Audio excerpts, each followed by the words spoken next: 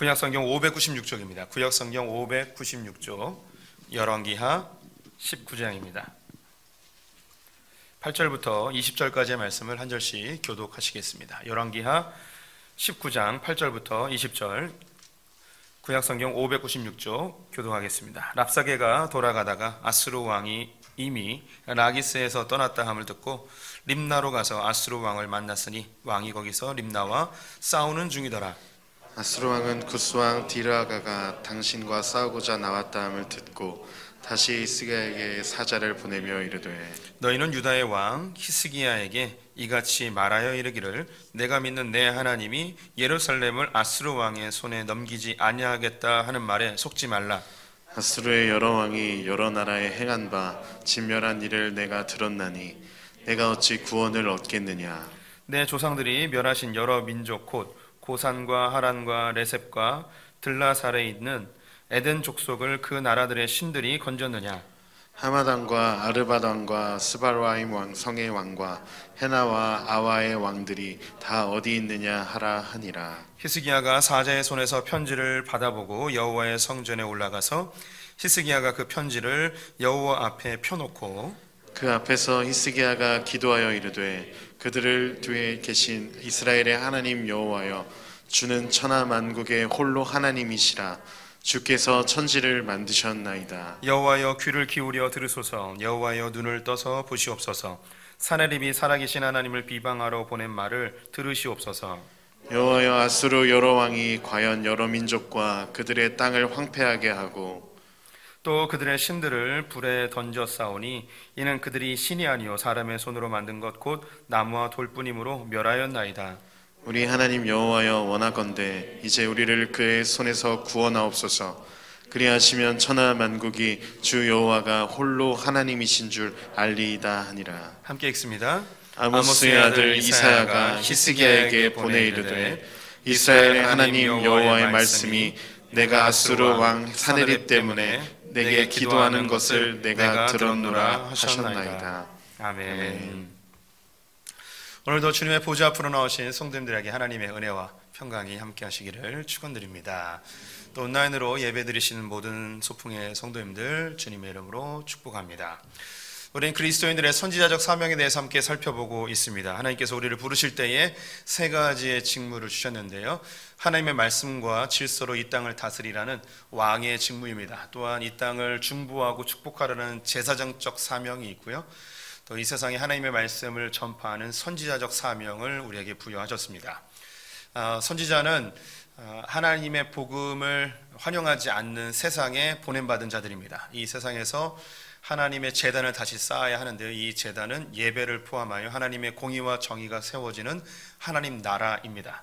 또한 하나님께서는 이 땅에 하나님의 영광과 이름이 드러나도록 기도하도록 우리에게 요청을 하셨습니다. 이렇게 선지자적 사명을 잘 감당하면 하나님 나라가 속히 혹은 강력하게 임하면 좋겠지만 하나님의 나라는 겨자씨와 같고 또 누룩과 같아서 우리가 기대하는 것처럼 그렇게 두각을 나타내기보다는 은밀하게 세미한 음성처럼 이 땅 가운데 퍼져나가게 되어질 것입니다. 하지만 시간이 지나 하나님의 복음은 분명히 생명력 있어 그 열매를 보게 될 것이고 하나님의 그 푸르른 계절을 이 땅 가운데 완성해 내실 것입니다. 우리 성도님들, 이 선지자적 사명, 시대가 변하여도 아무리 어려운 시대일지라도 결코 포기하지 않으시기를 주님의 이름으로 권면드립니다. 우리가 이 코로나 시대에 이 선지자적 사명을 다시금 생각해 보는 것은 매우 가치 있는 일이라고 생각이 들고요. 이것이 그 이사야 선지자가 입술이 부정하다 이야기하며 주님 앞에 내가 여기 있습니다. 나를 보내소서라고 하는 선지자적 사명의 재발견과 같은 시기라고 여겨집니다. 하지만 이사야 선지자가 이 복음의 말씀을 전했을 때에 환영받지 못했던 것처럼 우리들 역시 이 세대 속에서 그리스도인으로 또 우리가 전하는 복음의 말씀이 환영받지 못함을 또한 우리가 절실히 느끼고 있습니다. 오늘 이사야서의 마지막 부분인데요. 이사야 선지자가 마지막으로 같이 사역했던 왕은 히스기야입니다. 히스기야 왕 때에 예루살렘이 아수르 군대에 의하여 완전히 포위되는 장면이 오늘 읽었던 본문의 배경입니다. 이 본문을 조금 더 이해하려면 그 역사적 배경들을 좀 살펴볼 필요가 있습니다. 북이스라엘은 기원전 722년에 아수르에 의해서 멸망하게 됩니다. 세계사 시간에 아시리아라고 배웠던 그 아수르가 이곳입니다. 722년에 북이스라엘이 멸망할 때에 남유다는 히스기야의 아버지 아하스가 왕위에 있었는데요. 모든 그 재물들을 다 털리고 전쟁에서 패하고 완전히 나라가 만신창이가 되긴 하였지만 아수르에게 조공을 바치는 조건으로 나라가 멸망하지는 않았습니다. 북이스라엘은 멸망을 했는데 남유다는 조공을 바치는 것으로 대신하여 멸망은 겨우 피해가게 되었죠. 하지만 나라는 완전히 나락으로 떨어졌고 재기의 기미가 거의 보이지 않았습니다. 이런 어려운 시기에 히스기야가 왕에 올랐던 것입니다. 히스기야는 다윗 이후로 가장 하나님 마음에 합한 자로 여김을 받는 아주 괜찮은 왕이었습니다. 그래서 하나님의 말씀대로 나라를 하나씩 재건해 나갔습니다. 자기의 아버지가 하나님의 뜻에 어긋나 나라가 거의 멸망할 뻔하였는데 자신 하나님의 뜻대로 나라를 다스려 보겠노라고 산당도 없애고 또 산 위에 있는 제단들도 없애고 주님만 섬기는 나라 만들겠다고 힘을 썼습니다. 그러던 차 아수르에서는 왕위를 얻기 위한 쟁탈전이 벌어지게 되었고 나라가 혼란하게 되었습니다. 그때에 바벨론의 잔당들이 봉기를 하여서 반란을 일으켰습니다. 이때 사네립이 왕위에 오르고 이 바벨론을 징계하기 위하여 출정을 하게 되었는데요. 그림으로 보여드리면 이것이 이제 그 중동 지방의 그림입니다. 바벨론은 요즘 이라크 지방인데요. 이 걸프만 근처에 이라크 바벨론이 있습니다. 반면에 예루살렘 이스라엘은 이제 서쪽에 있죠. 그래서 사네립 왕이 바벨론을 징계하기 위하여 동쪽으로 옮긴 사이에 서쪽에 있는 몇몇 나라들이 그 통치가 해이해지면서 조공 바치는 것을 중단하게 됩니다. 이때에 히스기야 역시 조공 바치는 것을 중단하게 되는데요. 첫 번째는 국가가 너무 어려웠습니다. 영토는 이미 황폐해졌고 조공의 양은 너무 많아서 백성들이 짊어져야 될 이 짐이 너무 무거웠습니다. 또한 우상을 섬기는 이방 사람들에게 조공을 바치는 것이 신앙적으로 마음에 걸렸던 히스기야는 결단을 내리게 됩니다. 이 조공을 바치는 것을 중단한 것이죠. 이 바벨론 그 정벌을 마무리한 사네립은 조공을 바치지 않는 나라들에 대하여서 괘씸한 생각을 갖게 되었고 이 아수르의 가장 큰 그 목표였던 애굽을 정복하기 위한 출정을 감행하는데 이때 조공을 바치지 않은 나라들을 완전히 짓밟아주면서 움직이게 됩니다. 이때 남유다가 아주 제일 큰 피해를 보게 되는데요. 왜냐하면 애굽으로 가기 위해서는 이 남유다를 지나가야 합니다. 남유다의 주요 성읍이 48개가 있는데 이 48개 성읍이 완전히 다 불타서 완전히 황폐해져 버렸습니다. 이 성읍들 주변에 있는 마을들 역시 완전히 다 쑥대밭이 되어 버렸죠. 남은 것은 이제 예루살렘밖에 남지 않았습니다. 우리 성도님들께서 만약에 히스기야라면 그때 기분이 어떨까요?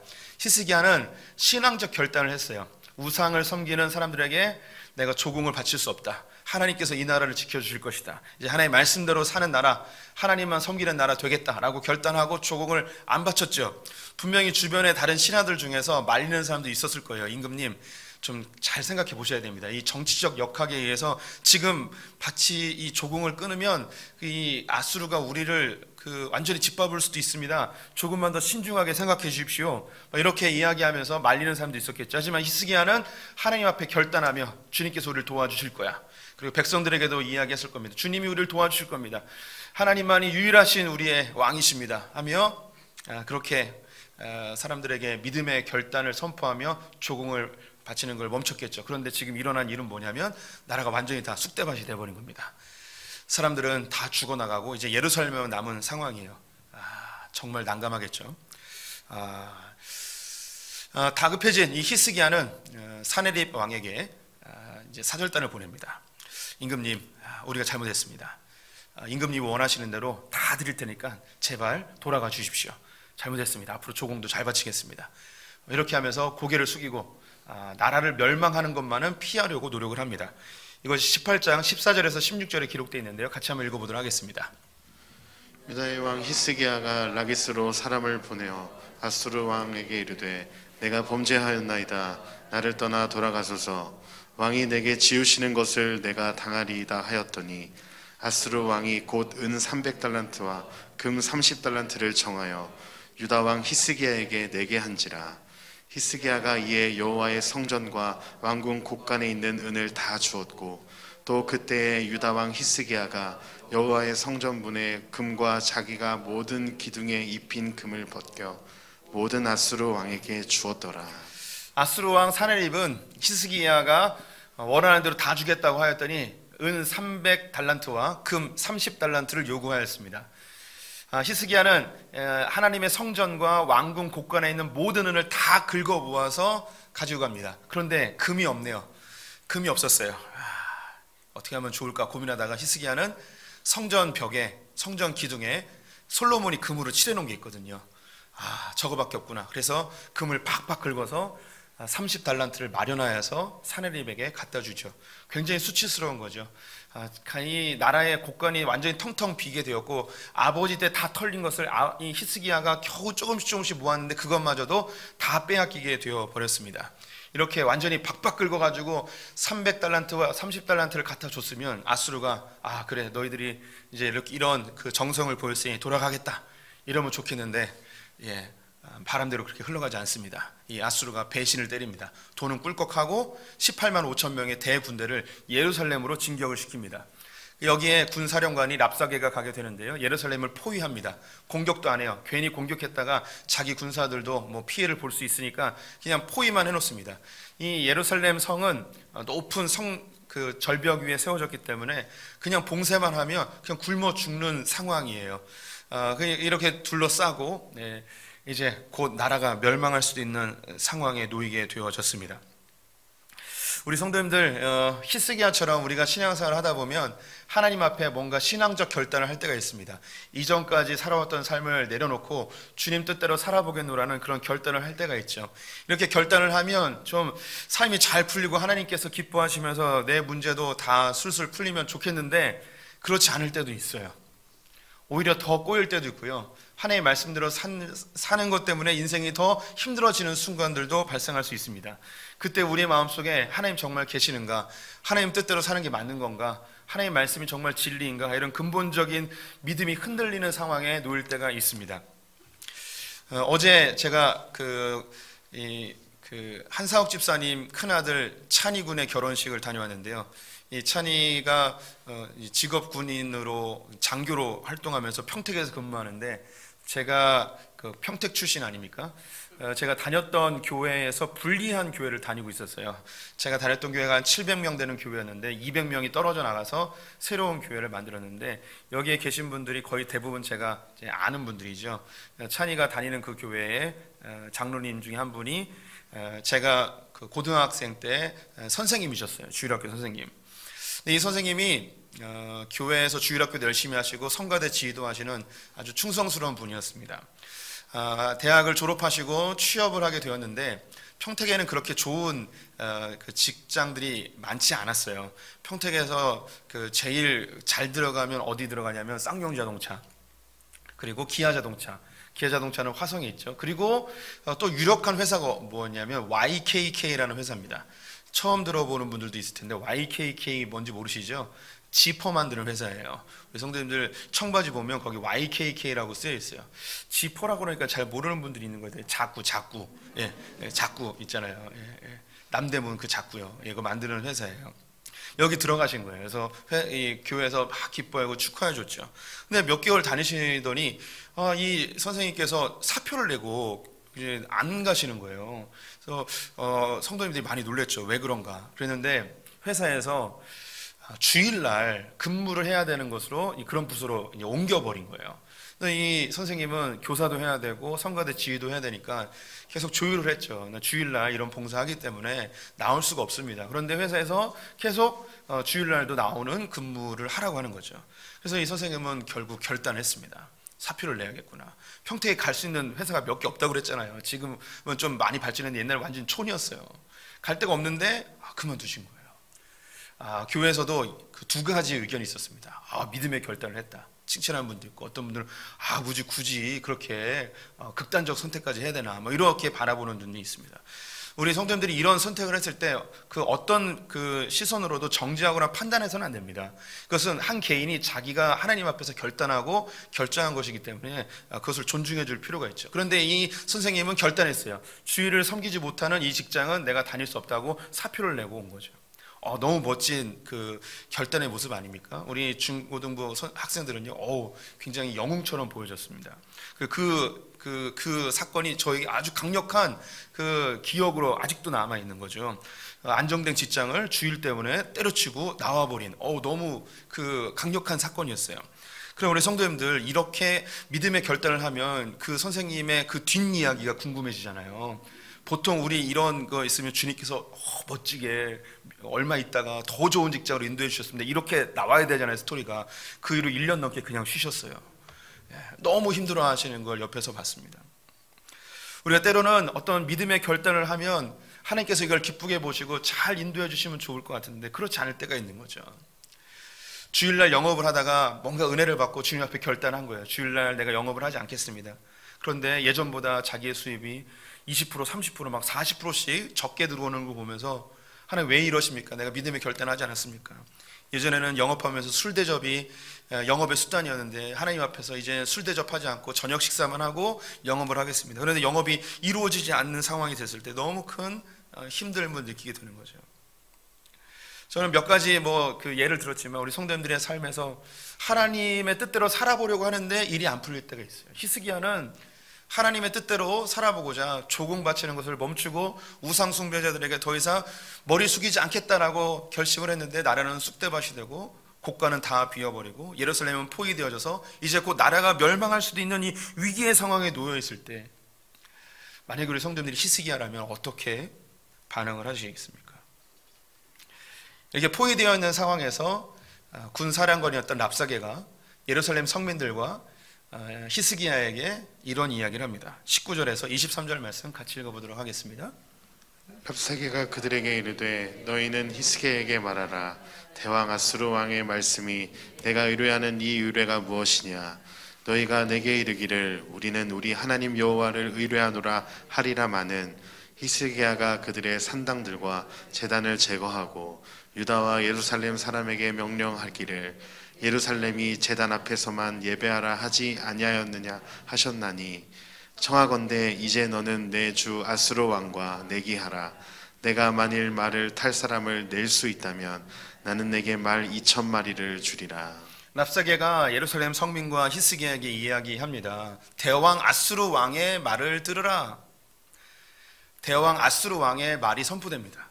그 첫 번째 일성이 뭐였냐면 도대체 네가 의지하는 거, 의뢰하는 게 무엇이냐? 네가 믿고 있는 게 뭐냐? 넌 누굴 믿고 있느냐? 너희들 하나님 믿고 있느냐? 히스기야가 산당을 제거하고 제단을 다 헐어버리고 우리는 여호와의 제단에서만 예배드리겠다고 이야기했는데 너희들이 정말 하나님만 믿고 있느냐? 주님만 신뢰하고 있느냐? 그분만 의지하고 있느냐? 근데 그렇게 의지했는데 이 꼬라지가 됐냐? 라는 거예요. 그래서 한 가지 예를 드는 게 뭐냐면 너희들 성에서 군인을 모아봐라. 만약에 2,000명을 모은다면 내가 2,000마리의 말을 주겠다. 이 이야기는 뭐냐면 예루살렘 성에 군인이 2,000명도 안 된다는 거예요. 이스라엘에서 끌어모을 수 있는 군인이 2,000명도 안 되는 상황인 거예요. 아니 하나님을 믿는다는 사람들이 고작 이거밖에 안 되느냐? 너희들 그러면서도 하나님 믿는다고 하겠냐? 이런 하나님 믿어서 뭐 하겠냐? 이렇게 초라한 하나님 믿어서 뭐 하겠냐 하며 유혹을 하고 있습니다. 비난하고 있습니다. 조롱하고 있습니다. 이 랍사게의 이야기가 코로나 시대의 한국 교회를 향한 이 세상의 목소리와 비슷하지 않은가 싶습니다. 하나님 믿는다면서 왜 코로나가 교회에서만 그렇게 창궐하느냐? 이 코로나의 원흉들 하며 요즘 좀 감사한 게 교회에서 안 터져요, 잘. 네. 교회가 이렇게 기도를 열심히 했더니 주님 막아주시나? 이렇게 감사해요. 교회에서 계속 안 나왔으면 좋겠어요. 그래서 또 뭐 터지면 또 이렇게 막 또 비난하겠죠. 하나님 계시냐? 얼마 전에 목사님들이 몇 명 걸렸잖아요. 거기 댓글에다가 너네들이 믿는 하나님이 그것도 안 도와주냐고 막 이렇게 비난의 댓글을 보면서 참 마음이 아팠습니다. 이 랍사게의 비난이 한국 교회를 향한 조롱과 흡사한 것 같습니다. 그러면서 이 랍사게가 한마디 더 합니다. 31절에서 33절 말씀 읽어보도록 하겠습니다. 너희는 히스기야의 말을 듣지 말라. 아수르의 왕의 말씀이 너희는 내게 항복하고 내게로 나아오라. 그리하고 너희는 각각 그의 포도와 무화과를 먹고 또한 각각 자기의 우물의 물을 마시라. 내가 장차 와서 너희를 한 지방으로 옮기리니 그곳은 너희 본토와 같은 지방 곧 곡식과 포도주가 있는 지방이요 떡과 포도원이 있는 지방이요 기름나는 감람과 꿀이 있는 지방이라. 너희가 살고 죽지 아니하리라. 히스기야가 너희를 설득하여 이르기를 여호와께서 우리를 건지시리라 하여도 히스기야에게 듣지 말라. 민족의 신들 중에 어느 한 신이 그의 땅을 아수르 왕의 손에서 건진 자가 있느냐. 예, 랍사게가 이스라엘 성민과 히스기야에게 이번에는 유혹을 합니다. 히스기야 말을 듣지 마라. 너희들 항복해서 나오면은 너희들에게 떡과 포도와 마실 물을 줄 것이다. 그리고 장차 다시 와서 너희들을 다른 좋은 지방으로 옮겨줄 텐데 거기는 포도밭도 있고 너희들 풍성하게 하고 자유롭게 하고 가나안 땅에서보다 이 히스기야 밑에서 그렇게 굶주리면서 사는 것보다 이 아수르 왕 밑에서 아주 풍성한 삶을 살아라 하면서 유혹을 합니다. 그리고 한번 봐라. 이 주변에 있는 나라들 중에 아수르의 왕과 그의 신을 이긴 그런 나라가 있느냐. 너희들 여기서 버틴다고 해서 하나님 안 도와준다. 히스기야가 구원해주지 않는다. 아수르 왕이 항복하고 빨리 와라. 이야기하는 거죠. 이 랍사게와 히스기야의 전쟁은 다른 전쟁과 좀 다르게 육탄전이 아닙니다. 이것은 심리전입니다. 마치 성도님들에게 사단이 육체로 공격하는 게 아니고 우리의 마음속에 교묘하게 우리를 속이는 말로 우리의 마음을 빼앗고 하나님과 멀어지게 하는 그런 사단의 공격과 매우 흡사합니다. 우리 성도님들이 주님의 뜻대로 살아보려 하고 말씀대로 살려고 하고 결단해서 이제는 주님만 섬기겠노라 이야기했는데 내 삶이 점점점 꼬여가고 일은 잘 풀리지 않고 기도에도 응답도 안 되고 막 이럴 때 교묘하게 사단이 우리의 귀 속에 속삭입니다. 너 예수 믿는 거 뭐 좋은 게 있냐? 너 목사가 너 교회에 붙들어 놓고 헌금 쪽쪽 빨아먹으려고 너 사기치는 거야. 너 빨리 나와. 정신 차려. 하나님 믿긴 뭐가 있어. 다 구라야. 이런 이야기들. 막 그 일이 잘 풀릴 때는 그런 의심하지 않는데 일이 안 풀리고 어려워지면 정말 하나님이 계신가?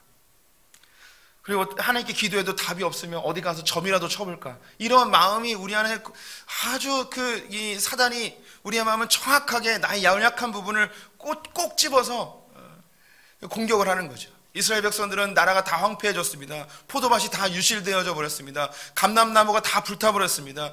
이제 이 전쟁이 끝나도 먹고 살 게 막막한 현실입니다. 이제 아수르에게 항복하면 땅을 옮겨서 더 좋은 것으로 우리에게 주지 않을까라는 그런 소망, 그런 바람, 그들의 이야기가 귀에 쏙쏙쏙 들려오는 상황이죠. 실제로 우리 성도님들 돈 많은 친척 이야기와 가난한 월세방사는 우리 교회 권사님이나 사랑방장님 이야기 중에 어떤 말을 더 귀담아 들으시겠습니까? 명문대 나온 과외 선생님과 별 볼 일 없는 대학 나온 목사의 이야기 중에 어떤 이야기를 더 귀담아 들으시겠냐는 거죠.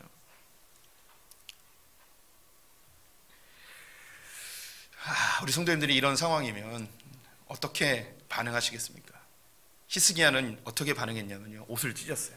그리고 베옷으로 갈아입고 하나님의 성전으로 올라갑니다. 그리고 기도하겠대요. 그리고 신하들에게 부탁하기를 지금 당장 이사야에게 달려가서 이사야에게 중보기도를 부탁하라고, 하나님께서 뭐라고 말씀하시는지 자기에게 좀 알려달라고 하나님께 기도하기 시작합니다. 얼마가 지나지 않아 이사야가 하나님의 말씀을 듣고 히스기야에게 이렇게 선포합니다. 6절 말씀 같이 읽어보겠습니다.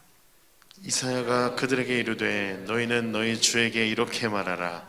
여호와의 말씀이 너는 아수르 왕의 신복들에게 들은 바 나를 모욕하는 말 때문에 두려워하지 말라. 네, 히스기야가 여호와의 말씀이 이러하다, 너희는 두려워하지 말라 이야기합니다.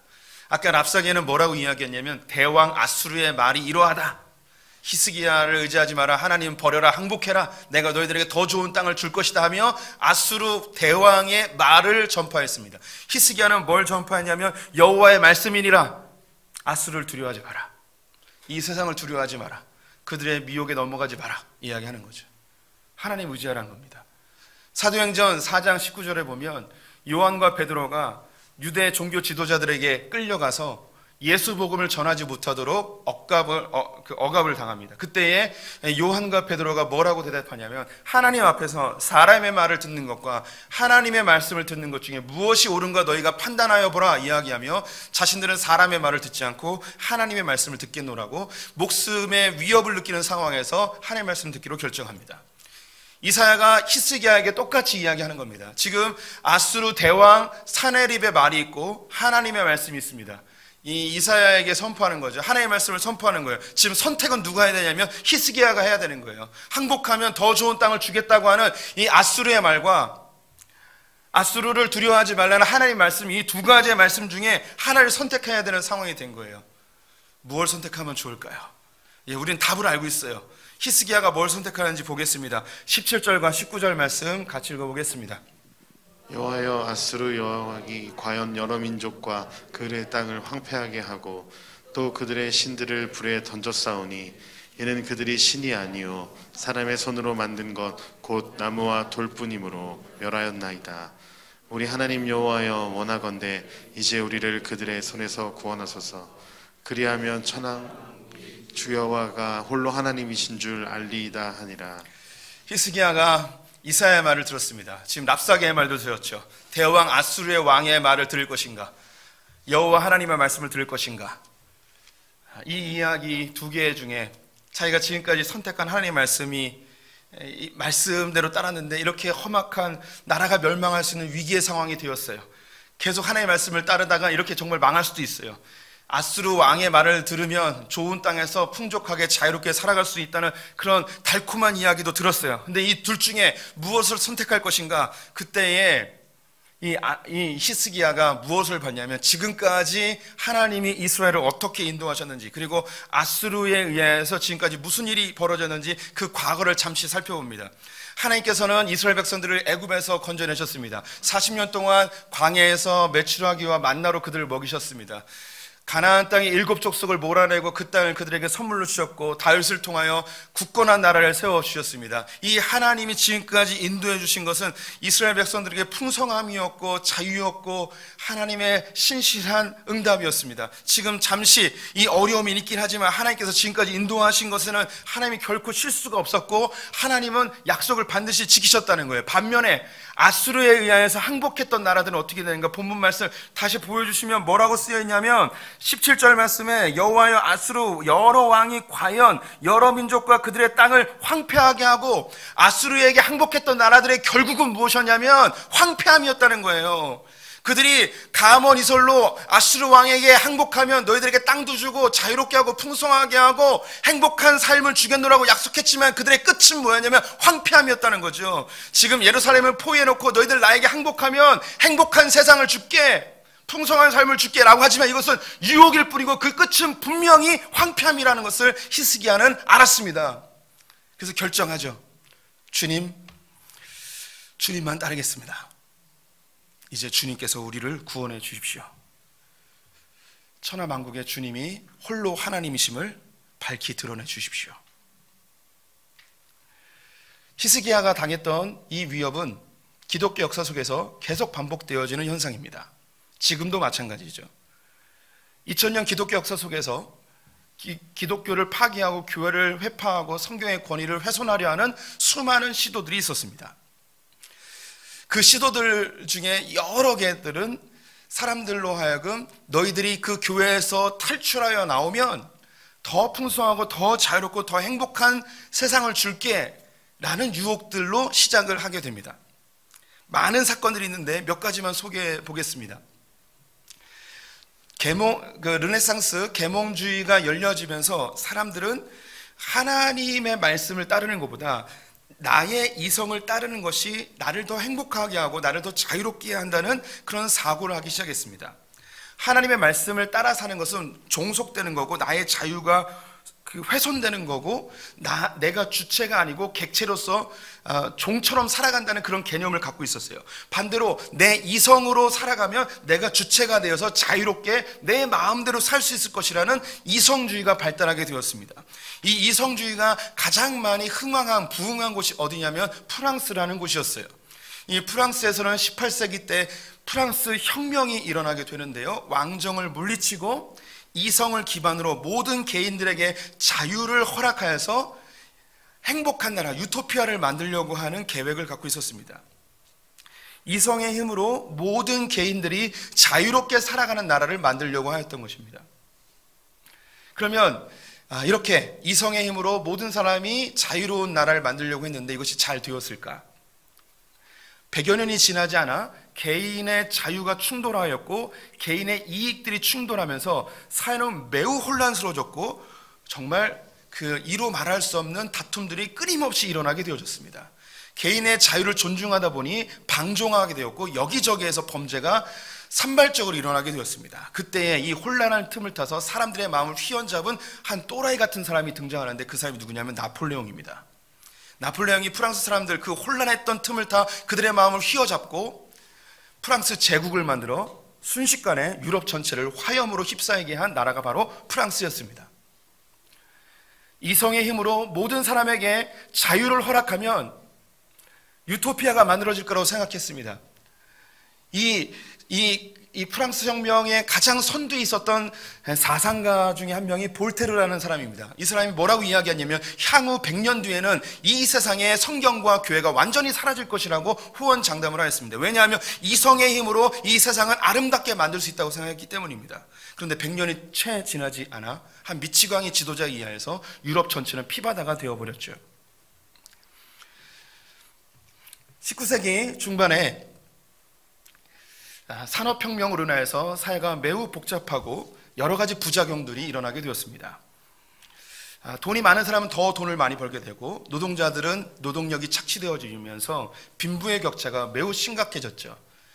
그들은 많이 힘들었습니다. 이 힘든 상황에서 이 틈바구니에 교묘히 들어온 사람들이 있었는데 그 사람들 바로 공산주의자들이었습니다. 그 사람들이 이야기하는 것이 계급을 타파하게 되면 저 부르주아의 것들을 빼앗아서 혁명으로 빼앗아서 나누어주면 모든 사람이 행복해지는 나라가 될 것이라는 거예요. 모든 사람이 함께 일하고 함께 나누는 그런 유토피아가 만들어질 것이라고 이야기했고 세상에 많은 사람들이 이 공산주의에 열광하게 되었고 목숨 바쳐 이 공산주의에 투신하게 되어졌습니다. 혁명이 일어났고 순식간에 전 세계 3분의 1이 빨간빛으로 다 바뀌어지게 되어졌습니다. 이미 우리는 결론을 알고 있습니다. 그렇게 행복을 줄 것 같고 모든 사람이 잘 사는 나라를 만들어 줄 것 같았던 그 공산주의의 끝은 어떤가요? 공산주의를 채택한 모든 나라들은 전 세계에서 가장 가난한 나라들로 전락해버렸고 소수의 공산당원들이 모든 재산을 갈취하여 대부분의 인민들은 다 굶주림에 허덕이고 있습니다. 마르크스는 종교는 인민의 아편이라 이야기하며 종교를 없애야 된다고 합니다. 여기서 이 종교는 기독교를 이야기합니다. 우리 성도님들 종교개혁이라고 하잖아요. 종교개혁. 종교개혁이 다른 종교가 개혁되는 게 아니고 기독교가 개혁되는 걸 종교개혁이라고 하잖아요. 영어로 릴리전인데 이 릴리전의 뜻이 그냥 기독교예요. 그래서 종교는 인민의 아편이 될 때 이 종교는 그냥 기독교예요. 기독교가 없어져야 된다는 거죠. 기독교는 이 계급을 유지하기 위하여서 기득권들이 사람들의 마음, 연약한 가난한 사람들의 마음을 파고들어서 사람들이 이 혁명을 일으키지 못하게 하는 아편과 같은 것이라는 거예요. 사람을 취하여서 반항하지 못하고 저항하지 못하게 만드는 악한 것이라는 거죠. 그래서 공산주의가 들어가는 곳마다 교회를 파괴하고 기독교들을 핍박하고 성경을 없애버리려 하는 시도들이 계속 일어난 거예요. 하지만 그 끝은 멸망이었고 황폐함입니다. 18세기 즈음에 또 다른 과학 문명이 일어나는데 그것이 바로 진화론이라는 것입니다. 진화론은 아시듯이 하나님이 세상을 만드셨다는 이 기독교의 중요한 가치를 완전히 파괴해버렸습니다. 하나님이 만든 것이 아니고 물질이 진화하여서 사람이 됐다는 것이죠. 이 진화는 강한 자가 살아남아서 점점점 세상이 더 좋은 진화되어지는 세상으로 발전할 것이라는 그런 이상향을 갖고 있었습니다. 그래서 세상에 그 우성 유전자를 갖고 있는 사람들이 세상을 더 좋은 것으로 만들 거라는 그런 기대감을 갖고 있었죠. 이런 진화론적 사고가 민족성과 정치성으로 그대로 흡수되어져서 한 민족이 이 세상에서 가장 뛰어난 민족이기 때문에 다른 민족들을 다 통치해야 된다는 정치 이념으로 바뀌게 됐는데 그것이 바로 나치즘입니다. 히틀러이죠. 그래서 게르만 민족이 유럽에서 가장 우수한 민족이기 때문에 모든 유럽 사람들을 통치해야 된다는 거예요. 이 나치의 이 이념을 그대로 동양에 가지고 온 나라가 있는데 바로 일본입니다. 일본 사람들이 아시아에 있는 모든 나라를 통치해야 된다는 그런 진화론적 사고를 갖게 되어졌어요. 그래서 대동아 전쟁이 일어나게 되었고 수많은 나라들이 일본 사람에 의하여서 무참히 학살당했고 그 중심에는 가장 큰 피해를 입은 대한민국이 있습니다. 진화론은 하나님이 세상을 만들었다는 것을 완전히 다 파괴했다는 거예요. 그런 무지몽매한 신화에 매여 있지 말고 과학으로 오라는 거예요. 과학이 우리를 행복하게 해줄 것이고, 과학이 모든 문제를 풀어줄 것이고, 과학으로 해결되지 못할 것이 없고, 과학이 발전하면 이 땅에 유토피아가 일어날 거라는 그런 장밋빛 희망을 주었지만, 우리 성도님들 지금 살아보는 이 시대, 과학이 최첨단으로 발전한 이 시대에 우리는 정말 행복한가요? 아니면 과학에 파묻혀 우리의 인격이, 우리의 인간성이 파괴되어지고 있습니까? 현대사회에 기독교를 반대하는 인권운동들이 많이 있습니다. 성경에서 이야기하는 중요한 가치들을 파괴합니다. 낙태를 인정하고 동성애를 인정하고, 이러한 운동들, 인권이라는 이름으로 사람들에게 장밋빛을 제공해 주고 있지만, 이러한 성경적 가치가 파괴되어진 이런 질서는 세상을 엄청나게 혼란을 일으키게 됩니다. 그래서 이렇게 가게 되어지면 한국뿐만 아니라 세계의 많은 나라들이 이런 하나님의 가치와 반대되어지는 인권 운동들 때문에 엄청난 혼란들이 야기가 되어질 겁니다. 이미 많이 야기되어지고 있습니다. 이런 혼란이 계속되어지면 그 끝은 뭐냐면 전쟁이에요. 그래서 많은 지금 학자들이 향후 5년 안에 큰 전쟁이 세계적으로 일어날 수 있는 위험성에 대해서 계속 이야기하고 있습니다. 인권이라는 것은 하나님의 울타리 안에 있어야 됩니다. 인간이 소중한 것은 진화론적 배경으로 인간이 소중할 수가 없어요. 왜요? 원숭이인데요. 강한 자만 살아남아야 되는데 약한 자의 인권이 어디 있어요? 강한 자만 살아남는 건데 그것이 원리인데요. 여기는 인권이 존재할 수 없습니다. 인권을 파고들게 되면 인권 첨부설이라는 게 나옵니다. 왜 사람이 존귀한가? 왜 사람이 존중이 여김을 받아야 되는가? 아주 가난한 장애인과 아주 연약한 어린아이와 여자들도 존중이 여겨야 되는 이유가 뭐냐? 인본주의 사고로는 설명할 수가 없습니다. 왜 그들이 소중한가? 하나님의 형상대로 지음받았기 때문에. 성경만이 그 답을 가지고 있어요. 그런데 하나님의 성경적 진리를 배제한 인권은요, 모든 사람이 엉망진창이 돼버리는 거예요. 다 자기의 인권만 이야기하고 개인의 권리가 충돌하니 세상은 엉망진창이 돼버리고 결국 이것은 전쟁으로 발전될 수밖에 없습니다. 히스기야가 이야기하는 거예요. 아수르에게 항복한 모든 나라의 끝은 황폐함이라고. 즉 대왕 아수르의 말을 따랐던 것은 결국 멸망이라는 것입니다. 이 세상은 우리 성도님들에게 교회를 버리고 세상으로 나오라고 이야기합니다. 장밋빛 희망을 줍니다. 그렇게 매여 있지 말라는 거예요. 이 고리타분한 신화와 같은 이 이야기에 우리의 인생을 걸지 말라는 거죠. 목사에게, 그 사기꾼들에게 우리의 삶과 재정을 허비하지 말라는 것입니다. 교회에 다리는 걸치되 너무 깊숙이 들어가지 말라고도 이야기합니다. 여러 가지 방법으로 세상으로 끄집어내려고 사단은 우리를 미혹하고 있습니다. 이때 히스기야가 이야기합니다. 하나님만이 유일하신 신이십니다. 주님만 따르겠습니다. 이런 결단이 우리 성도들에게 필요합니다. 이런 결단을 하였을 때 하나님이 어떻게 응답하시는가? 20절 말씀 함께 읽어보도록 하겠습니다. 아모스의 아들 이사야가 히스기야에게 보내 이르되, 이스라엘 하나님 여호와의 말씀이 내가 아수르 왕 사네립 때문에 내게 기도한 것을 내가 들어노라 하셨나이다. 이 말씀이 저에게 큰 위로가 되고 감동이 됩니다. 내가 너의 기도를 들었다. 히스기야가 하나님 말씀을 따르는 그 상황이 멸망할 수 있는 위기의 상황이지만, 주님, 그럼에도 불구하고 주님을 따르겠습니다. 주님은 신실하십니다. 주님은 거짓이 없으신 분이십니다. 아수르에게 항복하면 결국 황폐함입니다. 저는 주님을 신뢰합니다. 그러니 주님께서 능력을 베푸시어 우리를 구원하여 주시옵소서. 주님이 유일하신 하나님이심을 드러내 주시옵소서. 하나님께서 감격하시며 내가 너의 기도를 들었다. 소풍교회는 113 기도 운동을 하고 있습니다.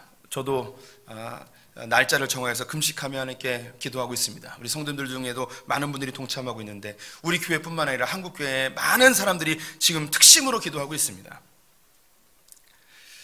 하나님께서 이 대한민국을 다시금 일으켜 세우실 줄 믿습니다. 하나님께서 이 땅 가운데 하나님의 아름다운 부흥의 날을 허락해 주실 줄 믿습니다. 그때 하나님께서 우리에게 이야기해 주셨으면 좋겠어요. 주님, 창현아, 내가 너의 기도를 들었다. 소풍교회야, 내가 너희의 기도를 들었다. 한국교회야, 내가 너희의 기도를 들었다. 하나님께서 이스라엘에게 구원을 주십니다. 18만 5천 명이 한순간에 죽게 되어졌어요. 그리스의 역사학자 헤로도투스가 자기의 역사라는 책에 이 전쟁을 기록해 주고 있는데요, 어느 날 한밤중에 쥐떼가 나타나서 아수르 군대의 모든 무기를 못 쓰게끔 만들어 버렸대요. 그래서 애굽의 군병들에 의해서 한순간에 다 죽은 거예요. 그 헤로도투스의 그 기록이 맞는지 틀리는지 알 수 없지만 어쨌든 이 아수르 군대는 그날 밤, 그 다음 날 본국으로 돌아갔고 사네립은 왕이 젠탄전에 의해서 자기 아들들에 의하여 처참하게 암살당하게 되어집니다. 그래서 이 남유다는 구원을 얻게 되어지죠. 하나님의 열심으로 구원을 얻게 되어졌습니다. 이런 기적적인 하나님의 구원이 우리 시대에 일어났으면 너무 감사하겠습니다. 하지만 안 될 수도 있습니다. 그런데 정말 중요한 건 예수님이 재림하실 때에 하나님께서 유일하신 이 땅의 통치자이심을, 그분이 창조주이심을, 우리의 유일한 구원자이심이 드러나게 될 것입니다. 우리 당대에 하나님의 그 부흥을 볼 수도 있지만 보지 못할지라도 마지막에 주님이 다시 오시는 것을 약속하셨기에 지금까지 이 기독교를 받아들인 모든 나라가 풍성함과 자유와 참된 행복을 누렸던 이것을 우리가 보았기 때문에 반대로 이 세상이 이야기하는 장밋빛으로 포장되어진 그것을 따랐던 모든 사상과 철학과 과학과 모든 사조들은 다 황폐하게 되었기에 우리는 그 역사적 증거를 통하여 우리는 확신할 수 있습니다. 오직 주님만 유일하신 하나님이십니다. 그분을 따를 때 우리에게 구원의 감격을 허락해 주실 줄 믿습니다. 함께 찬양하겠습니다.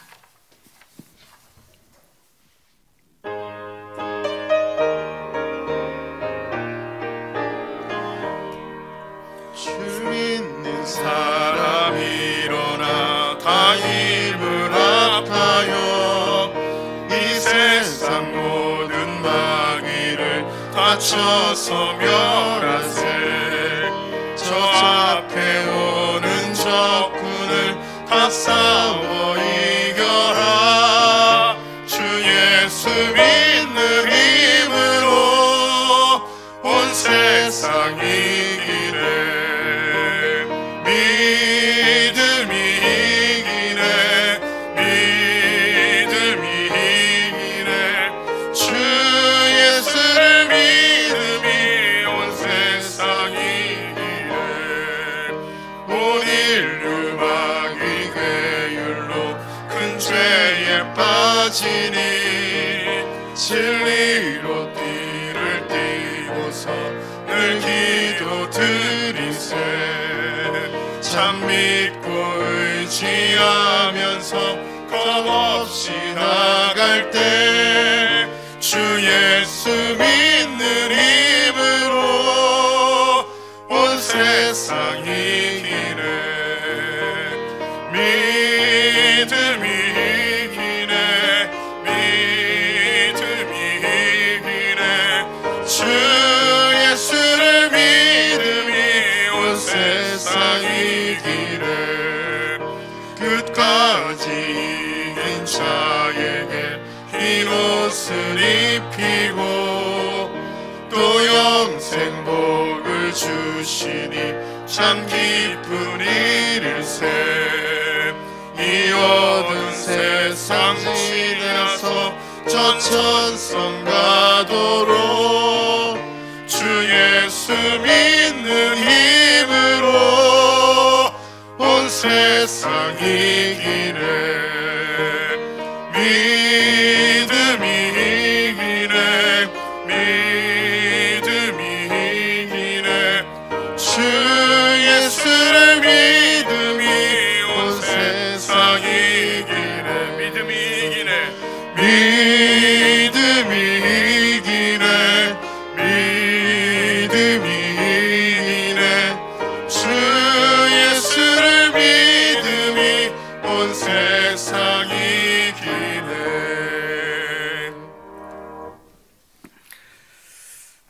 이 세상의 끝은 황폐함임을 우리가 역사를 통하여 깨닫습니다. 하나님의 진리의 말씀만이 영원함을 고백합니다.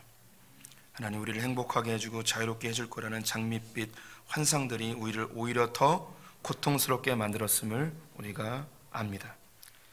하나님 어려운 때에 더 주님을 바라보며 주님 곁에 서는 자들 되게 하여 주시옵소서. 하나님 한국교회에 구원을 허락하여 주시어 천하만국에 여호만이 홀로 하나님이신 줄 알게 하여 주시옵소서. 하나님의 열심히 우리를 구원하실 줄 믿습니다. 하나님의 열심히 한국교회를 다시 부흥케 하실 줄 믿습니다. 하나님 주님으로 인하여 참된 평안과 행복을 꿈꾸는 자들 되게 하여 주시옵소서. 지금 우리 주 예수 그리스도의 은혜와 하나님 아버지의 무한하신 사랑과 성령의 교통하심이 주의 말씀 의지하여 믿음 지키기로 결정한 소풍의 모든 성도들과 우리의 자녀들과 저 북에 있는 성도들 위해 또한 열방의 성교사님들 위해 지금부터 영원토록 함께 계실지어다. 아멘.